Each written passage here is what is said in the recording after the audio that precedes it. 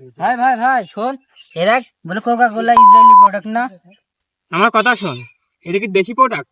না, এই প্রোডাক্টে যদি 1 টাকা ইনকাম হয় সেটা কনে যাবে? বিদেশে যাবে। আর আমাদের মোজো যে কোম্পানিটা আছে আকিজ গ্রুপের, ওই মোজো যদি 1 টাকা ইনকাম হয় সেটা কনে যাবে? বাংলাদেশে থেকে যাবে। এইটা তো বুঝেই ভালো। তাহলে কেন আমরা টাকা খরচ করে বিদেশি টাকা পাঠাবো, আমাদের টাকা বাংলাদেশ বিদেশে পাঠাবো? আমাদের যে দেশি পণ্য আছে মজু, এটা যদি আমরা কিনি তাহলে লাভের অংশ আমাদের দেশেই থাকছে।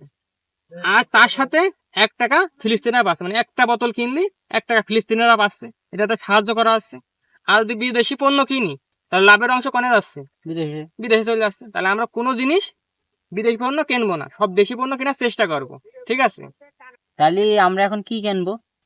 কোকা কোলা ইসরায়েলি প্রোডাক্ট হোক বা ওই বিদেশি প্রোডাক্ট হোক, সেটা আমরা কিনবো না। আমরা কিনবো আমাদের দেশি পণ্য। শুধু কোকা কোলা পানীয়ের ক্ষেত্রে না, আমাদের যে দেশি প্রোডাক্ট আছে, কসমেটিক হোক, একটা জিনিস, যে কোনো পণ্য আমার দেশিটার কেনার চেষ্টা করব। বিদেশি কোনো পণ্য আমরা কিনবো না। ঠিক আছে? এরকম করে বোঝানোর জন্য ধন্যবাদ। তাহলে গেলাম। থাক।